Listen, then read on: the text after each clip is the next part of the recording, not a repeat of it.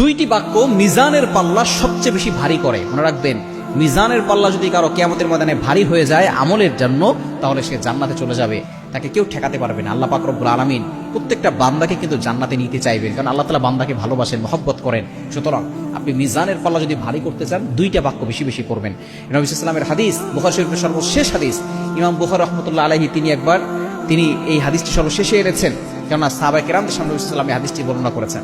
একবার সাহাবায়ে কেরামদের সামনে নবী সাল্লাল্লাহু আলাইহি ওয়াসাল্লাম বসা, এমন সময় বলতেছেন, সাহাবায়ে কেরাম তোমরা শোনো, কালিমাতান, দুইটা বাক্য আছে, হাবিবাতান ইলা রহমান, যেটা রহমানের কাছে খুব বেশি প্রিয়।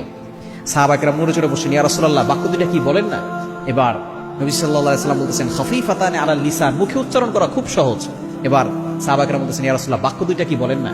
এবার নবী সাল্লাল্লাহু আলাইহি ওয়াসাল্লাম বলতেছেন, সাকিলাতানে ফিল মিজান, মিজানের পাল্লা সবচেয়ে বেশি ভারী করে।